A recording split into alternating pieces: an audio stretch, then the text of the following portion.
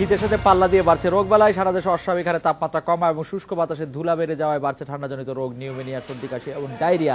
এক্ষেত্রে শিশু ও নিম্নবিত্ত মানুষই বিপাকে পড়ছেন বেশি।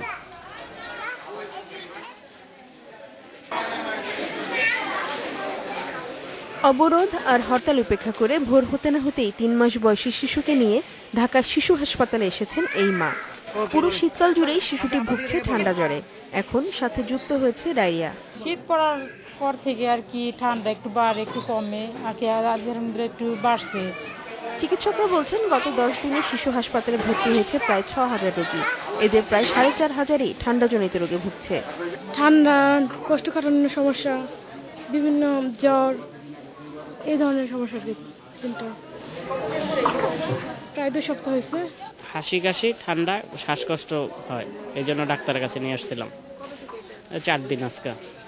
রোটা ভাইরাস ও এডিও ভাইরাসের কারণেই ঠান্ডাজনিত শ্বাসযন্ত্রের রোগ ও কোল্ড ডায়রিয়া হচ্ছে বলে জানিয়েছেন চিকিৎসকরা। এদের মধ্যে আবার বেশিরভাগই আক্রান্ত নিউমোনিয়া ও ব্রঙ্কোলাইটিসে। বেশিরভাগই ভাইরাস জাতীয় ঠান্ডাগুলাই বেশি হচ্ছে। রাইনাইটিস, নাক দিয়ে ঘন ঘন সর্দি পড়া, তারপরে কাশি আসা, কাশির সাথে বমি করে দেওয়া, সেই সাথে কিছু কিছু বাচ্চার ঠান্ডার সাথে পাতলা পায়খানা হওয়া। এটা অ্যাকিউট ব্রঙ্কিওলাইটিস এবং নিউমোনিয়াতে বেশি ভুগছে। শীতের সময় প্রচণ্ড ঠান্ডাতে আরেকটা রোগ হয়, সেটা হচ্ছে পাতলা পায়খানা, ডায়রিয়া হতে পারে। বাচ্চা গরম রাখতে হবে, ঘরটা গরম রাখতে হবে, আলো বাতাস যেন পর্যাপ্ত আসে খেয়াল রাখতে হবে, ধুলোবালির থেকে দূরে রাখতে হবে। রোগ প্রতিরোধে এ সময় বাড়তি সতর্কতার পরামর্শ দিলেন বিশেষজ্ঞরা। ঠান্ডাজনিত রোগ প্রতিরোধে শিশু ও শিশুর ঘর গরম রাখা এবং শিশুকে বুকের দুধ খাওয়ানো সবচেয়ে বেশি জরুরি। ফারজানা শোভা, ইন্ডিপেন্ডেন্ট নিউজ, ঢাকা। শীতে সারা দেশের অবস্থা জানতে এই মুহূর্তে আমরা কথা বলছি চট্টগ্রাম, রাজশাহী, বগুড়া, বরিশাল এবং সিলেট থেকে আমাদের সহকর্মী আহসান রিটন, আহসান হাবিব অপু, হাসিবুর রহমান বিলু, মুরাদ আহমেদ এবং আলাদাদের সঙ্গে। প্রথমে আহসান রিটন, আপনার কাছে জানতে চাইবো যে শীতে চট্টগ্রামের কি অবস্থা, রাস্তাঘাটের কি ধুলাবালির প্রকোপ আছে কিনা এবং রোগ বালাইগুলি বা কি অবস্থায় আছে, জানাব আহসান রিটন।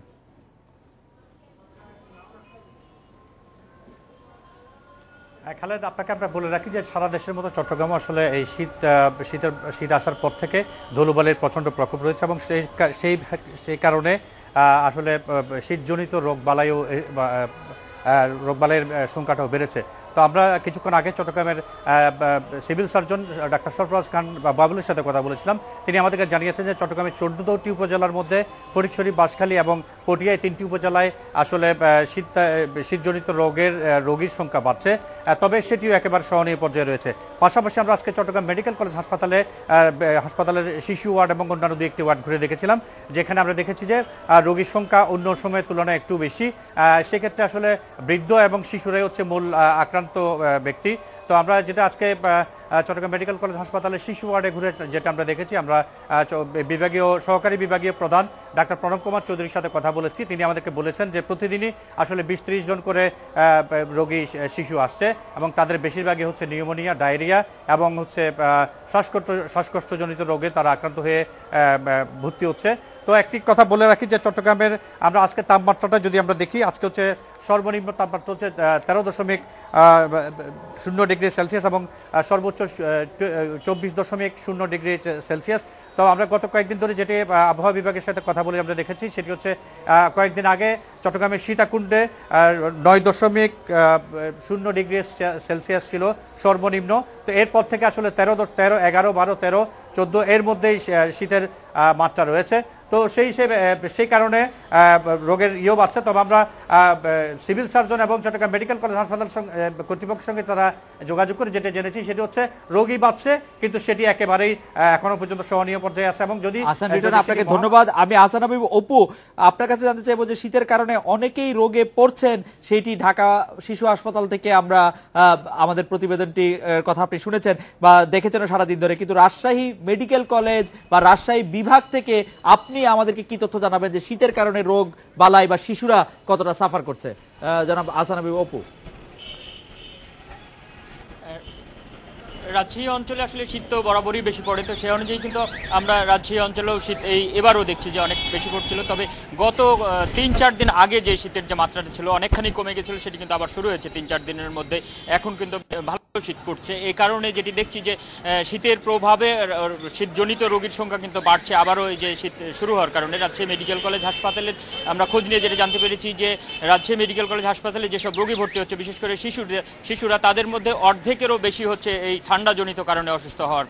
এবং আরেকটা জিনিস যে বিভিন্ন কারণে কিন্তু রোগীর সংখ্যা খানিকটা কম, যেটি চিকিৎসকরা বলছেন যে হয়তো গাড়ি ঘোড়া ঠিকভাবে না চলার কারণে, অবরোধের কারণে হয়তো কিছুটা প্রভাব পড়েছে, যে রোগীর সংখ্যা কিছুটা কম এসছে চিকিৎসকরা বলছেন। তবে যেটি রাজশাহী মেডিকেল কলেজ হাসপাতালে শিশু বিভাগের চিকিৎসকদের সাথে কথা বলে আমরা যেটি জানছি যে বিশেষ করে ডায়রিয়া এবং শীতজনিত যেসব ঠান্ডা শ্বাসকষ্টজনিত রোগীর সংখ্যা কিন্তু এর বেশিরভাগই বলছে, যেটি এই ক্ষেত্রে তারা যেটি ডায়রিয়া রোগীকে সবচেয়ে বেশি দেখছে। আর এর বাইরে কিন্তু রাজ্যে আবহাওয়া অফিসের সাথে আমি যেটি কথা বলে যেটি জানতে পেরেছি যে আবহাওয়ায় তাপমাত্রা যেটি বাড়া, আজকে সর্বনিম্ন তাপমাত্রা যেটি সকালে রেকর্ড করা হয়েছে 11 ডিগ্রি সেলসিয়াস, আর সর্বোচ্চ তাপমাত্রা এটি উঠেছিল 23.7 ডিগ্রি সেলসিয়াস। আর এই মুহূর্তে যেটি রাজশাহী অঞ্চলে তাপমাত্রা হচ্ছে 21 ডিগ্রি সেলসিয়াস, 21.5 ডিগ্রি সেলসিয়াস। তবে আবহাওয়া দপ্তর বলছে যে শীতের যে তীব্রতা কমতে শুরু করেছে, এটি কিন্তু আরও কমবে এবং সেটি ধারণা করা হচ্ছে যে আগামী সপ্তাহ নাগাদ এটি কিন্তু একেবারে অনেকখানি কমে যাবে। তবে আরেকটি আশঙ্কার কথা যেটি আবহাওয়া দপ্তর বলছে, রাজ্য আবহাওয়া দপ্তরের সাথে কথা বলে যেটি জানছি যে এই মাসের শেষের দিকে আরও একটি শৈত্যপ্রবাহ আসবে বলে তারা আশঙ্কা করছে।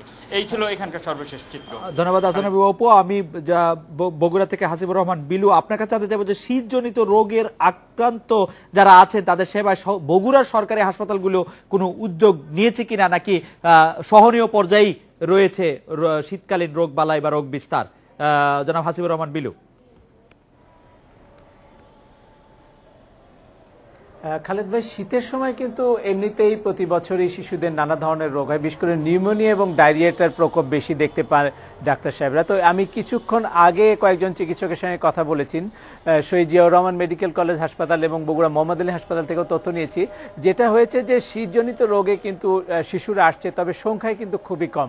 এটার কারণ হিসাবে চিকিৎসকরা বলছেন যে অবরোধের কারণে আসলে চাইলেও কেউ শহরমুখী হতে পারছেন না তাদের শিশু, অসুস্থ শিশুকে নিয়ে। মূলত অবরোধ এবং এই বগুড়ায় হরতালও চলছে, সেটাও আর একটা কারণ। আর একটা বিষয় যেটা আমাকে চিকিৎসকরা বলেছেন যে এলাকার সবচেয়ে বেশি রোগী আসছে সেটা হলো বগুড়ার যমুনার তীরবর্তী 3টি উপজেলা, ধুনট, সারিয়াকান্দি এবং সোনাতলা, এই দিকেরই লোকজন বেশি আসে, কিন্তু অবরোধের কারণে এবার আসতে পারছেন। আর আপনি আরেকটা বিষয় জানতে চেয়েছেন চিকিৎসার বিষয়ে। দুটি হাসপাতালে কিন্তু শিশুদের ব্যাপারে যথেষ্ট সতর্কতা অবলম্বন করেছেন এবং সরকারি হাসপাতালে যতটুকু চিকিৎসা দেওয়া সম্ভব সর্বোচ্চই কিন্তু তারা দেবার চেষ্টা করেছেন। আর আমি এখানকার শিশু বিশেষজ্ঞ আছেন ডক্টর শফিকুল, তার সঙ্গে আমি কথা বলেছি। উনি যেটা বলেছেন, পরামর্শ দিয়েছেন যেটা বিশেষ করে মা এবং পরিবারের প্রধানদেরকে, সেটা হলো যে বাচ্চার যদি বুক কোনো কারণে বেশি চাপা হয়ে যায় এবং ঘন ঘন নিঃশ্বাস নিতে থাকে, তাহলে দ্রুতই কিন্তু পার্শ্ববর্তী হেলথ সেন্টার বা স্বাস্থ্য ক্লিনিকগুলোতে নিতে বলেছে, কারণ এটা নিউমোনিয়ার লক্ষণও হতে পারে।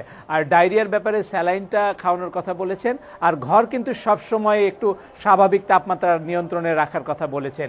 আর একটা বিষয় তারা যেটা বলেছেন সেটা হলো যে পচা এবং বাসি খাবার থেকে কিন্তু যে কোনোভাবে শিশুদেরকে দূরে রাখতে হবে। আর তাই যদি করা যায় তাহলে কিন্তু এই রোগের প্রকোপ যাই থাক শিশুরা ভালো থাকবে, এটাই চিকিৎসকদের পরামর্শ।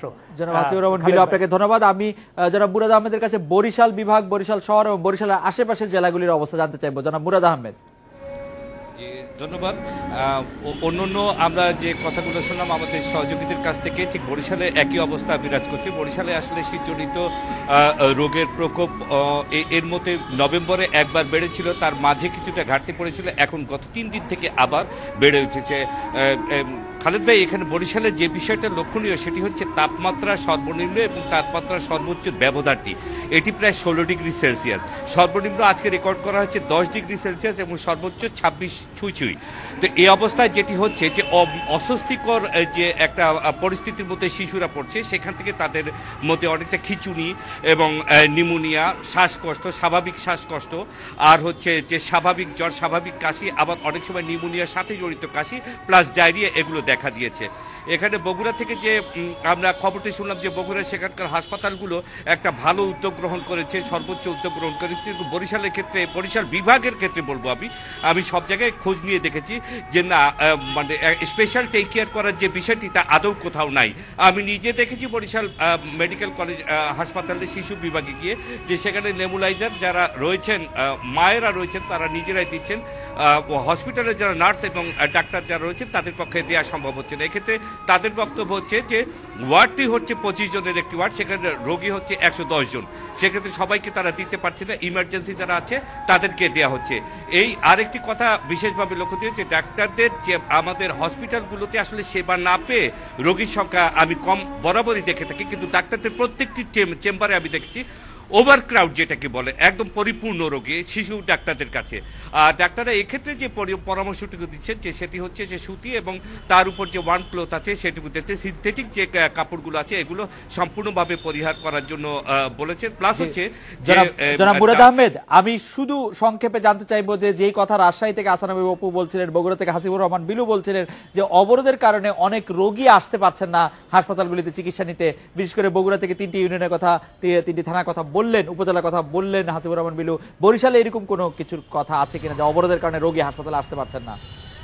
খালেদ ভাই, বরিশালে আসলে দুটি পথ সরাসরি চালু রয়েছে, একটি হচ্ছে নৌপথ, একটি হচ্ছে সড়ক পথ। সড়ক পথে ইন্টারনাল রোডগুলোতে ছোট বড় নসিমন এবং এমনি বাসগুলো চলছে, সেক্ষেত্রে এটি বড় কোনো অন্তরায় এখন পর্যন্ত হয়নি। জনাব মুরাদ আহমেদ, আপনাকে ধন্যবাদ। আমি জনাব আল আজাদ আপনার কাছে জানতে চাইবো যে সিলেটের পরিস্থিতি কি, এই শীতকালীন রোগ বালাই প্রতিরোধে সিলেটের উদ্যোগটাই কি এই অবরোধকালীন সময়ে রোগীদের সাহায্য, মানে চিকিৎসা সেবা পেতে, চিকিৎসা সাহায্য পেতে কোনো রকম কোনো অসুবিধা হচ্ছে কিনা? জনাব আল আজাদ।